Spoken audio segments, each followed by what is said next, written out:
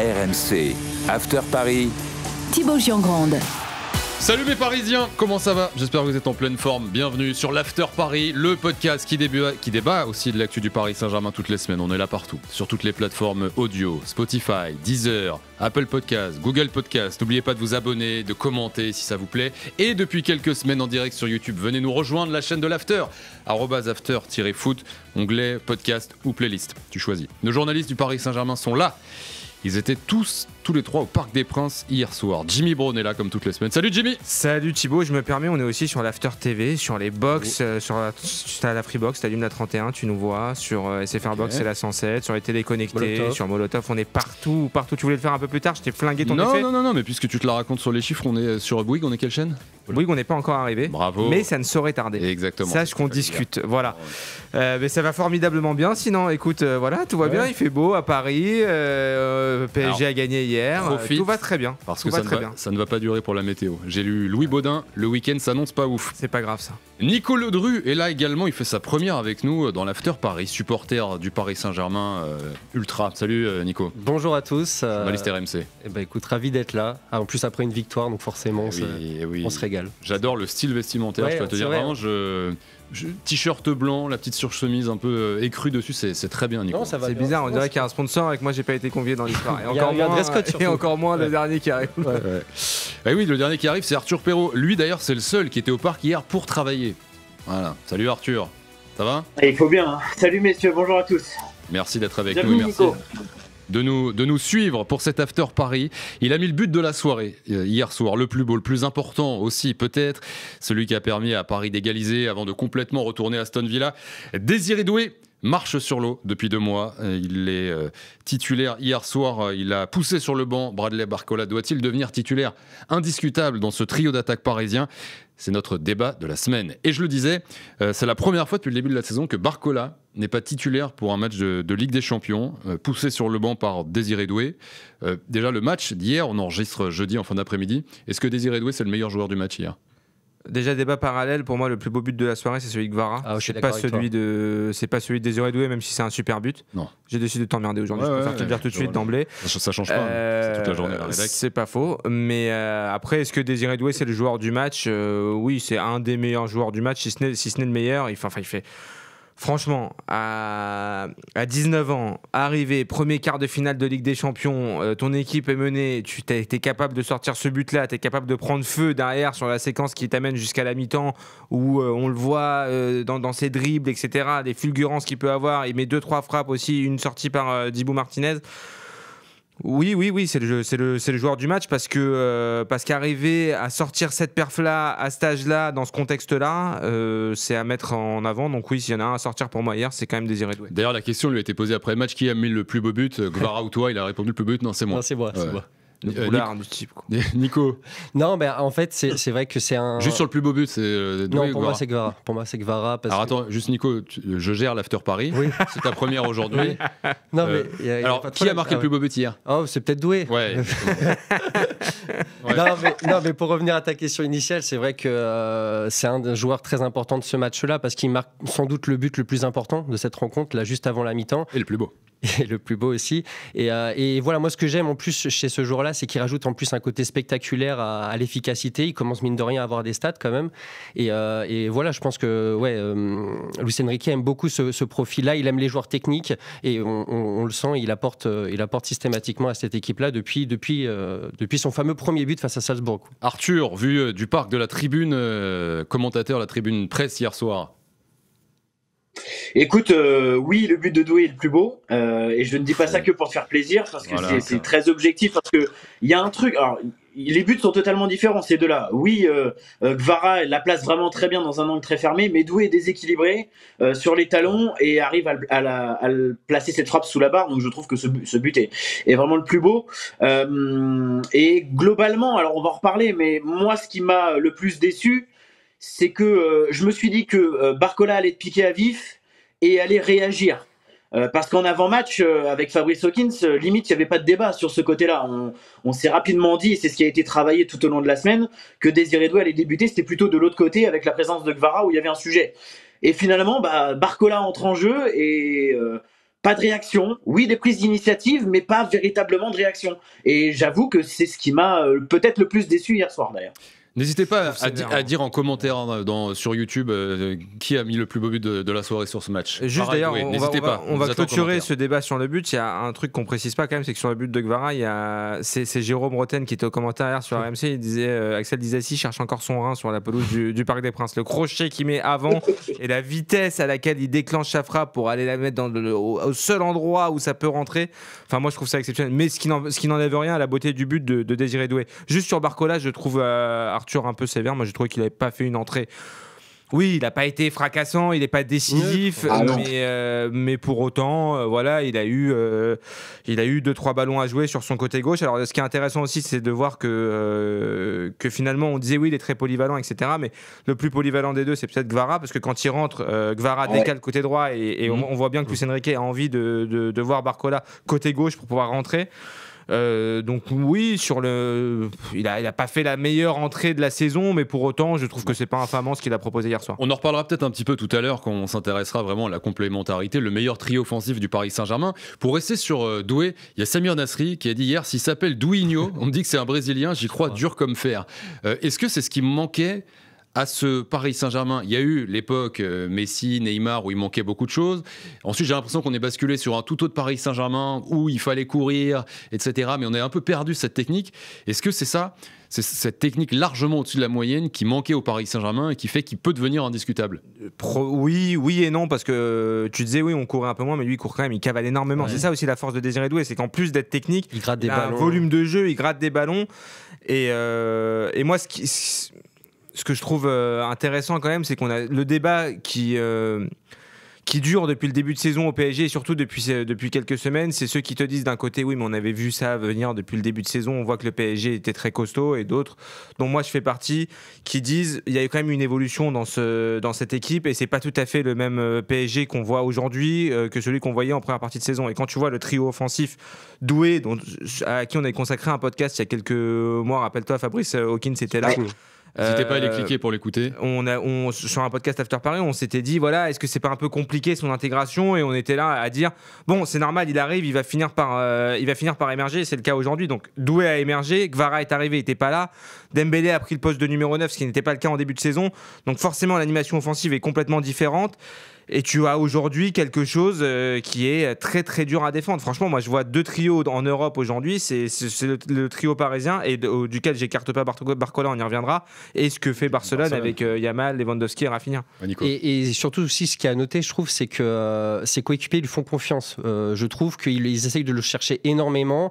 Et j'ai vu, je sais pas si tu as vu ça, Jimmy, en direct des tribunes, mais parfois il ratait des dribbles. Alors certes, Luis Enrique s'énervait sur le bord de la touche. D'ailleurs, je crois qu'on va en reparler, mais voilà, à aucun moment ses coéquipiers le soutiennent, ça se voit, ils essayent de lui donner un maximum de confiance, et je trouve que voilà, sur des appuis, relais, etc., on le cherche énormément, et je pense que c'est son jeu, c'est ce que... Tiens, la passe des... Écoutons Luis Enrique en parler justement hier, après le match, en conférence de presse, au micro d'Arthur Perrault, réagir à la prestation de Désiré Doué. Je ne me fâche jamais quand un joueur tente des dribbles.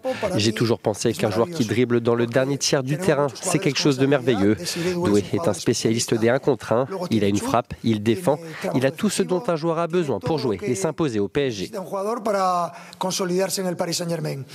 Arthur Perrault, toi qui suis au quotidien ce Paris Saint-Germain depuis un moment, qui connaît très bien Luis Enrique et Désiré Doué, raconte-nous l'évolution cette saison de Doué, l'impact dans le vestiaire, ce qu'on pense de lui, ce qu'on pensait de lui l'été dernier quand il est arrivé contre 50 millions d'euros. Est-ce qu'il est en train de prendre une place? On s'intéresse au terrain, on va en parler dans quelques minutes, titulaire ou pas, mais est-ce que tu sens que le statut est en train de changer pour Désiré Doué à l'intérieur, en coulisses? Totalement, et Nico en parlait il y a quelques instants. Oui, l'intégration a pris un peu de temps, hein. Finalement, elle a pris 2-3 mois avant qu'il puisse vraiment être polyvalent comme le veut Luis Enrique, avant qu'il prenne une place dans le vestiaire. Il s'est rapproché de certains cadres, je pense à Barcola, je pense à Dembélé aussi, à Zahir Emery. Bon, c'est un peu classique, mais voilà, il est devenu très très proche d'eux. Et puis surtout, moi, ce qui m'a impressionné, et on a rééchangé avec son entourage il y a pas longtemps, là, il y a une semaine ou deux, pour refaire un article à date sur sa situation, c'est tout ce qu'il met en place au quotidien au club pour réussir. Moi, il y a un truc qui m'a impressionné, et j'ai appris que Cristiano Ronaldo le faisait, c'est quelqu'un qui fait 3 siestes par jour. Alors rien que ça, je pensais pas que c'était possible, mais lui, il le fait. Vrai, c'est dingue, ça. C'est quelqu'un qui, comme Ousmane Dembélé, va rester longtemps après les entraînements pour faire du spécifique, avec le préparateur physique encore plus. On l'a vu en conférence de presse d'avant-match, mais on dirait là sur les photos que c'est quelqu'un de frêle et qui est pas très grand. Mais vous l'avez à côté de vous. Tu vois les cuisses qu'il a sur la photo déjà. Et il résiste au duel, etc. Ah non, mais je te jure, Jimmy. Et j'en ai parlé à Fabrice Hawkins après la conférence de presse de veille de match. Physiquement, mais c'est impressionnant. C'est un monstre. C'est impressionnant. Donc, quand on met tout ça bout à bout, la confiance du coach, la place plus importante dans le vestiaire, le travail accentué, ces histoires de sommeil qu'il perfectionne au quotidien, et ben ça fait une formule magique. Alors j'espère que ça va durer, mais à l'instant T, ça fait une formule magique. Après, bien joué pour les 3 siestes dans la journée. On en reparlera quand il y aura des gosses. On est d'accord, Jimmy? Ouais, clairement. Ouais, tu les voulais siestes chronométrées même. Non, je voulais réagir au son de Luis Enrique parce qu'il dit oui, moi il n'y a pas de problème, mais il précise bien dans le dernier tiers du terrain parce que aux alentours de l'heure de jeu, il tente un dribble, il perd un ballon dans sa moitié de terrain, il s'est fait pourrir par Luis Enrique, Désiré Doué. Il l'a pourri et depuis le début de saison, c'est comme ça, il est derrière lui tout le temps, il le lâche pas. Même dans sa manière de coacher, souvent on voyait, il le faisait, c'était le premier à sortir du terrain, etc. On sent vraiment qu'il le protège, qu'il sent qu'il a quelque chose de différent des autres. Et franchement, c'est la progression et l'adaptation de Désiré Doué est aussi à mettre au crédit de Luis Enrique. Le joueur, alors évidemment, son talent avant toute chose et sa force de travail font le joueur qu'il est en train de devenir, mais ce qu'a fait de lui Luis Enrique et la manière dont il l'a fait progresser, c'est à souligner, je pense. Et il le protège, tu as raison, sur le terrain, mais aussi en conférence de presse. Bon, après, il le fait souvent quand les joueurs marchent sur l'eau, comme Dembélé, il l'a fait, etc. Mais là, c'est vrai qu'il dit doucement quand même. Justement, je voudrais qu'on écoute Désiré Doué, un autre extrait qui est très récent. C'était juste avant le match, la veille du match contre Aston Villa, parce qu'il peut avoir ce côté frustrant où il l'avait. On va en débattre dans un instant. Moi, il m'agace encore un peu ce petit côté-là. Écoutez, lui, quand on lui demande la question, est-ce que parfois, Désiré, t'en fais pas un petit peu trop? Sa réponse, juste avant le match contre Aston Villa.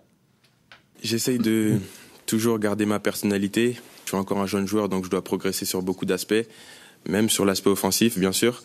Et il y a le coach, le staff, les joueurs qui m'ont beaucoup conseillé, parce que des fois, j'en faisais peut-être un peu trop. J'en fais toujours des fois un peu trop, peut-être. Mais voilà, j'essaye de tout le temps me remettre en question, mais toujours garder ma personnalité et ce qui fait mon style aussi.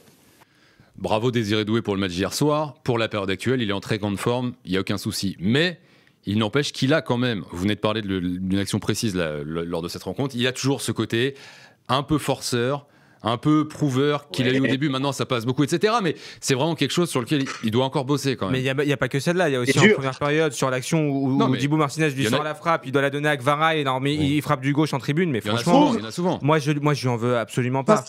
Arthur. Mais il a 19 piges, les gars. S'il a 19 ans, moi j'en parlais avec Pierrot d'Orient ce matin, on échangeait. Vas-y, pardon, Arthur, vas-y.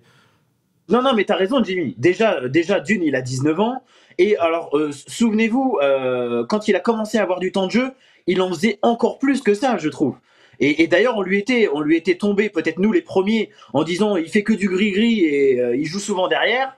Aujourd'hui, il fait un peu moins de gris-gris et il joue devant. Donc, je trouve quand même qu'il y a une évolution sur ce point-là.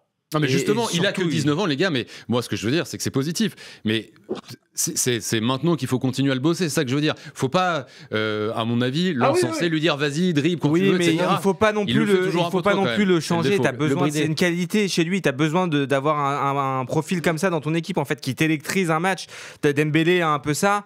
Oui, mais le souci c'est que sur certains matchs, et on l'a vu un peu moins ces derniers temps, mais quand ça passe pas une fois, 2 fois, 3 fois, on a l'impression que comme Neymar, faut le faire aussi parfois, il va s'entêter, il va recommencer, etc. jusqu'à ce que ça passe. Est-ce côté-là, moi je kiffe ça. Moi c'est peut-être pas bon pour l'équipe, etc.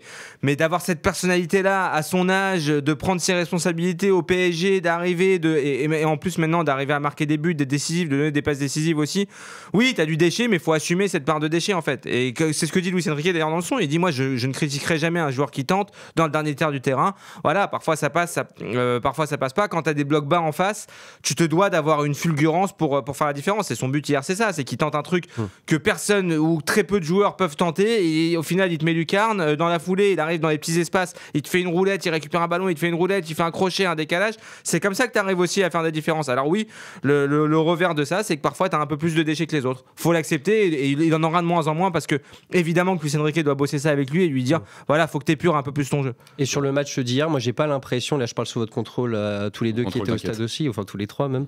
Mais un peu moins de Thibaut quand même, mais voilà. Mais c'est moi j'ai pas l'impression que on s'est pris une vague ou un contre sur une énorme perte de balle de Désiré Doué hier. J'ai pas l'impression que sur le match notamment qui était très important d'hier, il ait perdu le ballon sur un oui, je te rejoins, mais c'est pas parce que critique, quoi. je te rejoins, c'est pas parce que tu l'as pas perdu et que ça a pas causé une contre-attaque derrière que ça justifie quand même de parfois peut-être avoir tendance à un peu trop croquer, mais bon, franchement, t'as 19 ans, t'es au Parc des Princes, tu viens de mettre ce but là, si tu t'enflammes pas là, tu t'enflammes quand en fait?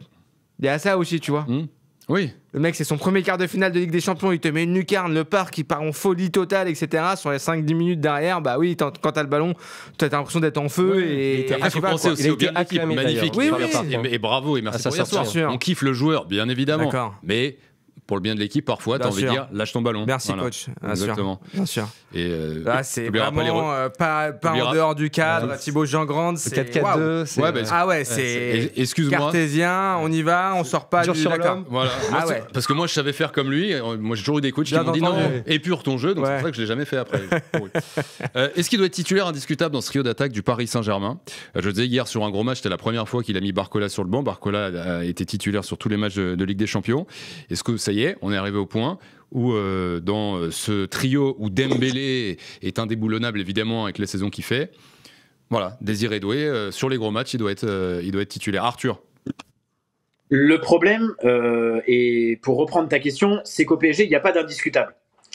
Et moi c'est ça qui m'embête, c'est-à-dire que il y a Dembélé quand même. Hier soir, comment? Il y a Dembélé quand même. Oui, mais bon, ça arrive à Dembélé de souffler, de tourner, de pas le voir parfois pendant 2 matchs d'affilée. Donc, non, mais sur les gros matchs, indiscutable au sens propre du terme. Je trouve que ça colle pas trop à la politique de Luis Enrique. Après que sur des grands rendez-vous. Non, mais en fait, ma question, c'est plutôt quel est le meilleur trio d'attaque finalement du Paris Saint-Germain. Et peu importe ce qu'en pense Luis Enrique, à votre avis, Désiré Doué, s'il est titulaire, est-ce que le Paris Saint-Germain est meilleur que s'il démarre une rencontre sur le banc? Ça dépend des profils de match. Moi, je pense que pas plus tard que la semaine prochaine, je sais que je suis un peu joueur très légèrement. Ça joue. Exactement. Et je vais jouer et je pense que c'est Barcola qui va démarrer à Villa Park la semaine prochaine. Parce que ça va dépendre du profil de match. Quand tu dois attaquer la profondeur, quand tu vas avoir des espaces comme ça va être le cas, là tu sais très bien que tu allais jouer. Quand tu vas jouer un bloc bas, comme on savait qu'Aston Villa allait jouer hier en bloc bas, ils ont attendu pendant tout le match. On en parlait on parlait de sa capacité à éliminer, etc. Désiré Doué dans les petits espaces et Guevara sont meilleurs que Barcola. Par contre, quand tu as de l'espace, quand tu dois attaquer la profondeur, quand il faut jouer un peu plus vite vers l'avant, là, les qualités de Barcola s'expriment mieux. Je pense que dans ce profil de rencontre, comme on va vivre la semaine prochaine à Villa Park, Barcola est à privilégier à Doué et de par son expérience de l'autre côté, Guevara, je ne le touche pas. Donc je mets, selon les matchs, je mettrai Barcola ou Doué et en faire sortir un du banc. Voilà. Nico. Inversement. Alors, honnêtement, c'est dur de passer derrière Jimmy parce que c'est exactement. Merci de le souligner. C'est exactement ce que je pense. Daniel non plus. Non, mais parce qu'il a dit tout ce que je pense. Parce que je suis persuadé que Barcola va débuter également à Villa Park pour profiter et dévorer les espaces. Alors, donc il y a quand même match. C'est que je suis un homme de Paris, je pense que Doué va jouer. Ouais, il y a un match Doué-Barcola quand même en fonction des matchs. Ouais, je pense que les deux autres partent avec une longueur d'avance. Donc ouais, moi je pense que Barcola. Et c'est pour ça, Arthur, tu évoquais le fait que là, par contre, le match retour pourrait être très important pour Barcola pour montrer ses qualités. Et voilà, ça va être très important pour lui cette rencontre-là, en n'oubliant pas que Paris ne joue pas ce week-end. Et le prochain match, c'est Aston Villa directement mardi. Parce que le match contre Nantes avait été déplacé. Tiens, les petites stats, 12 buts, 12 passes D pour l'instant pour Doué cette saison, 43 matchs. Dont 10 buts depuis début 2025. Ouais, et il en est sur 5 buts sur les 4 derniers matchs. Donc en ce moment, il performe. J'ai noté que Guevara, depuis son arrivée, c'est 4 buts et 5 passes D en 17 matchs. Et Dembélé, 41 matchs, 32 buts et 10 passes D. Le match, il est avec Barcola. Ouais, tu donnes pas les stats de Barcola, même pas. Il est avec Barcola, 47 matchs, 18 buts, 16 passes D. Voilà, c'est bossé, bien sûr. On l'entend bien, la Braun, là-dessus. Bien sûr. Son dernier but, c'était le 8 mars. Lui, pour le coup, il traverse une période un peu plus compliquée, Bradley Barcola. Oui, mais passe D sur passe D quand même. Exactement. Je crois qu'il y a 13 depuis début 2025, j'ai compté ça Donc, avant il de fait un triplé démarrer. de passes décisives, je crois, contre Saint-Etienne. Et c'est vrai que depuis la trêve, là, c'est vrai qu'il s'est mué un peu plus en passeur. On évoquait ça avec Arthur en préparant le podcast. C'est vrai qu'on a l'impression qu'il a un petit peu modifié son jeu pour faire un peu plus, on va dire, croquer les copains. Et c'est vrai qu'il est moins finisseur ces dernières semaines, quoi. Donc, Les gars, on oublie Désiré Doué au milieu. C'est-à-dire que ce trio qui pourrait être Barcola, Dembélé, Guevara, on en a beaucoup parlé. J'aurais d'entendre aussi Arthur. C'est vrai qu'il l'a peu mis finalement Désiré Doué. Luis Enrique, il a toujours vanté le fait qu'il pouvait jouer partout. D'ailleurs, ça a été un peu le défaut qu'il a eu au début. Doué, c'est que sa polyvalence, ça pouvait lui jouer des tours. Mais on a quand même envie de le voir, on va pas se mentir, à la place de Fabien Ruiz.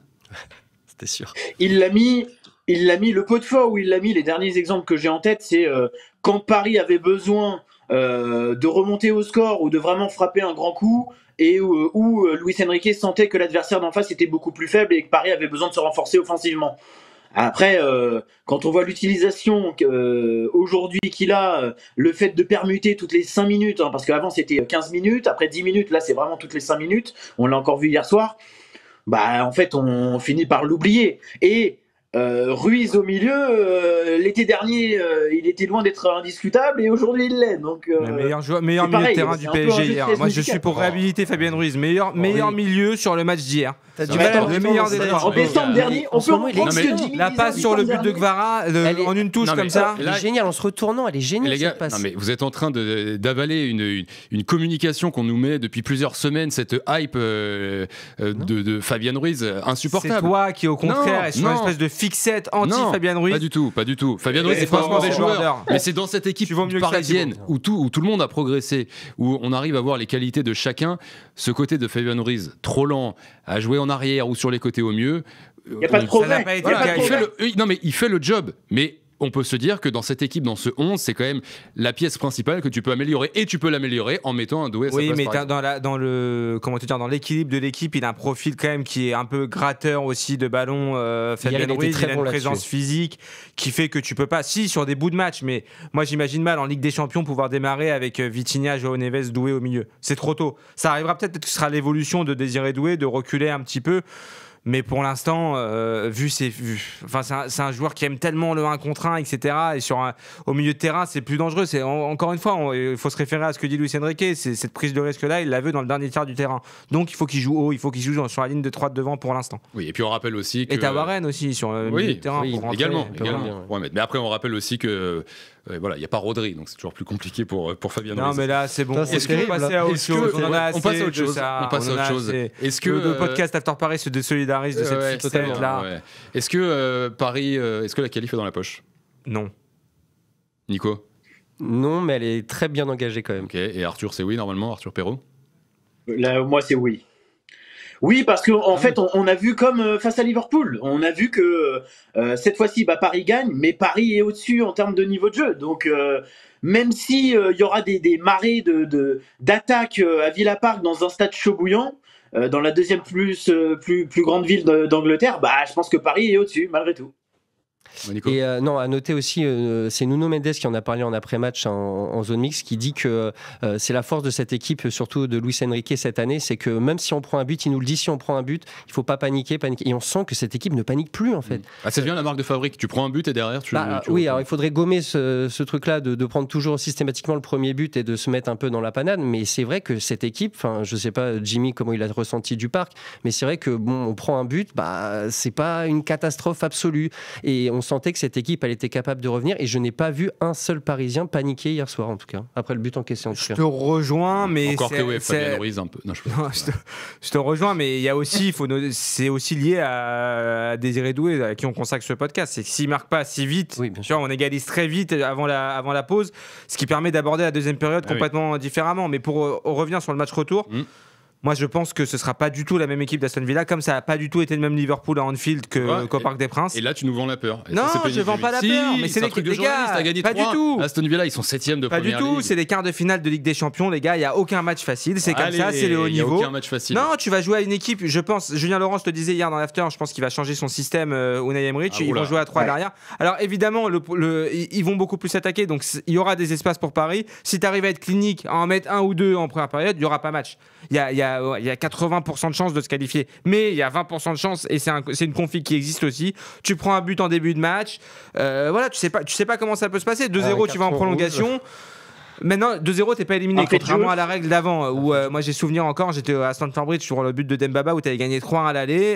Tout le monde voyait le but de Pastore dans les arrêts de jeu. On s'est dit, ah bah voilà, c'est le but qui scelle la qualification. Ça n'avait pas été le cas. Et sachez en tout cas, les matchs, il faut les jouer. Que selon le super ordinateur d'Opta, c'est désormais Arsenal qui est la plus de probabilité, selon mathématiquement, de remporter la Ligue des Champions, 27,8% devant le Barça, 25,9%, et le PSG, 3e, à 21,9%. Real 0,9%. Attention le Real. Attention quand même. Connaît.